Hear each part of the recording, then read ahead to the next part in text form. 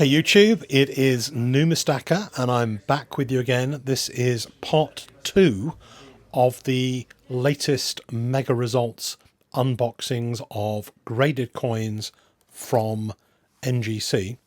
There will be a third part to this video, so watch out for the third part. And then hot on the trail of part 3, there will be another one followed by another one in the series. It's going to be a really good time of year for unboxings of NGC results leading up to November and leading up to December and Christmas. So let us take a look at what's in the box. So you've got a box of 40 odd coins. So we'll do it in 2 videos. So each video will be around 10 to 12 minutes. So if you want to plan your viewing, there should be another one probably tomorrow or Monday, which will be the third part of that. So the first things that were at the top of the box are these very beautiful pictures. An NGC photo certificate. It might be something new because it's the first of these that I've seen, and I know they've been ramping up their photography offerings at NGC recently to become more competitive with PCGS, who have had an advantage for quite a while in terms of the quality of their photography. So if you want to see these particular coins, then hang on for the next video, because they do come out of the box in the next video. It's only the pictures that are in this video. Why have they taken pictures of these coins? You will have to find out later on in the next video. Meanwhile, you can just appreciate the absolutely beautiful photography that NGC are now capable of.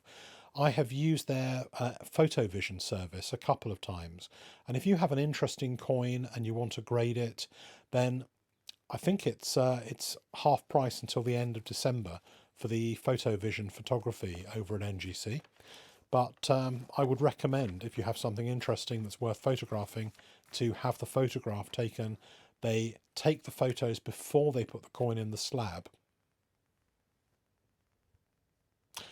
Okay, so photos aside, let's have a look at the coins that are in this box and what do we make of those. This particular person put a lot of coins that came out of a set. These are silver coins. You can see they're silver because they've got the S in front of the denomination. So if they were cupro nickel, they would say 10p. If they were silver, they say S10p, and gold G10p. Or platinum PT 10p, and there are some platinum 10p pieces as well. They all went for conservation, just to be on the safe side. However, they didn't really come back as top grades, seeing way too many 68s. And I don't know whether it's going to be a trend that rather than just giving 90% 69s and 70s on these modern proof coins, NGC are trying to spread the grading a little bit more and give 67, 68, 69 and 70. I think in a way it's a shame if they do that, because nobody who grades a brand new modern coin really wants to see a 67 or even a 68 on the slab. So I don't know whether it's a trend or whether it was just these particular coins. I think they were pretty toned. So, you know, there was quite a lot of, they weren't particularly nice to look at. And it may be that even with conservation techniques, they weren't able to conserve these coins enough to get 1 or 2 better grades. But so it's always difficult. It's more difficult, I think, working out what to do with silver coins for conservation than gold coins. Gold coins, it's normally pretty obvious if they need conservation. With proofs, you tend to find that if there's 1 or 2 little kind of spotty kind of marks, unless it's a white spot or that kind of thing, you can improve with conservation. Gold you can, but with toning or kind of aging of silver, it's not necessarily as easy to get a top mark after conservation, it seems. And you can see this one here, this was conserved, but it only got a 68 after conservation. So next up, another Brittania, a 2010 £10 Brittania designed by Susie Zammit, got a 70. So another one joins the ranks of the top population over at NGC. I still maintain these coins are much rarer than you think, particularly from 2010 onwards. And 2016, like to remind you, as I often do, that the population of the 2016 £10 Britannia is about 275 coins, which is ridiculously low for a mainline, mainstream mint offering, and could be a real high spot in the future.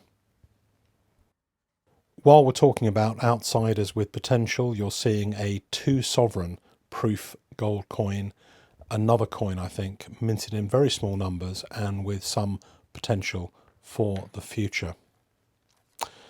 Okay, so this one got a 68, another one with a 68, newish coin, 2013, mounted monocup, which probably I wouldn't have chosen, but a nice coin, minted in very small numbers, minted, I think, in the UK on behalf of Tristan Te Kahuna, TDC. Another coin here that I would have chosen to mount the other way. I think they need to make better decisions when they choose how to mount these coins. If a coin has a beautiful Victorian Gothic, reverse or obverse, that surely is the one that you put on the front, and then you put the one that's less interesting on the back. So it really, I'm deeply concerned sometimes about the way NGC sees these things and doesn't do what is the most obvious thing to do. This one also, I can't remember actually whether I gave an instruction to mount it that way, but normally it's better to mount monarch down on these coins, as I think I've said before in other videos. That one's a strike on the day, plain rim. They're producing more and more of these plain rim sovereigns as a differentiating factor.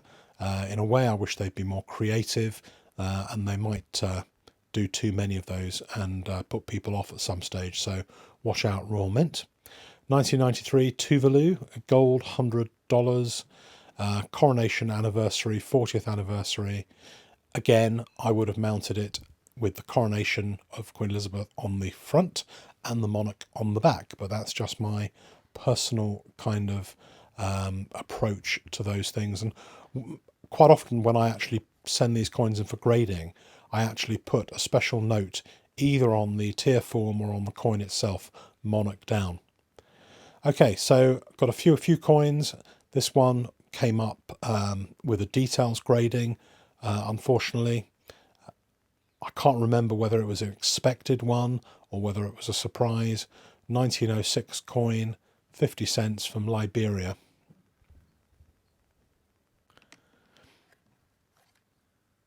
Forward a few years to 1912 in Greece for this interesting coin with a hole in the middle.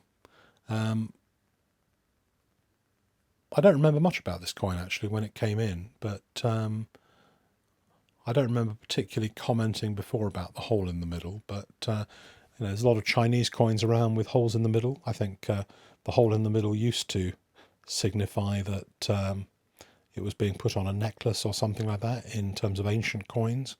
But nice coin, and it got an AU 58. 1914, Luxembourg. If you see a coin with SA on the slab, that means that it's a pattern coin or a trial coin, not the coin that actually entered production. It's different in some way, and these coins were typically produced in France and other countries as kind of trial pieces for production coins. And the UK had a lot of pattern coins as well, slightly earlier, maybe quite often in Victorian times. So this one is the defeat of Napoleon. Very nice coin. I think it's a very pretty coin. Germany.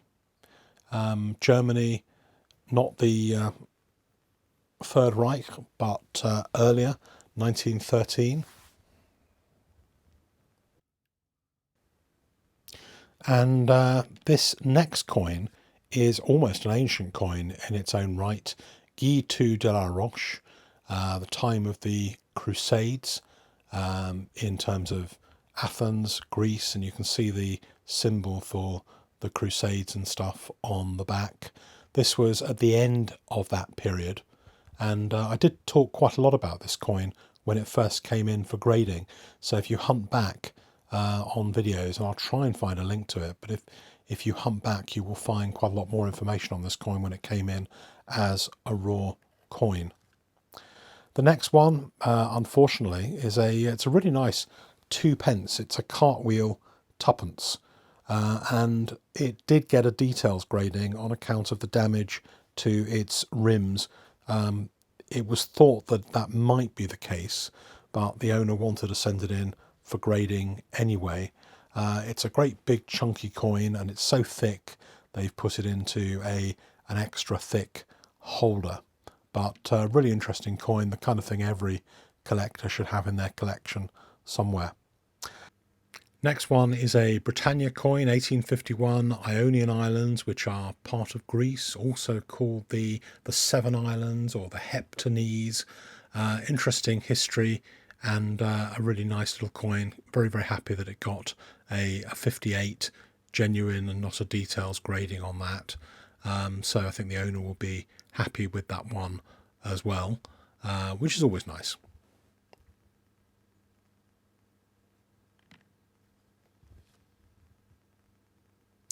This one, I didn't see this coming, I have to say, and maybe I should have done, but this looked, when it came in, to be a really nice coin, and they seem to have made it details on account of corrosion, and there must be some kind of signs when they put it under a loop of some pitting on it somewhere, and but it's a shame that that one got a detail grading, because I thought that was a nice coin, and that certainly was one I wasn't expecting to get details when it came in.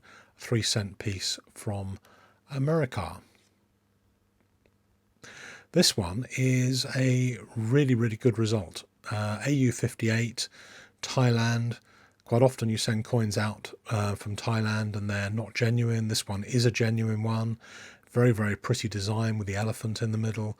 And this one, graded with AU58, has given the owner a pretty good result, with quite a big value uplift on these coins.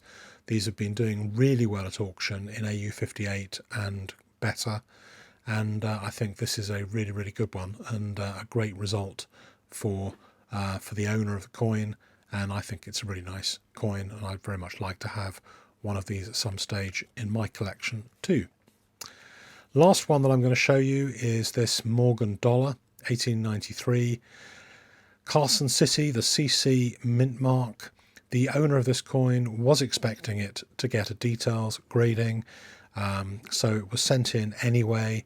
Interesting coin with a good mint, and I think that's not a bad result on this coin, even though it got a details grading.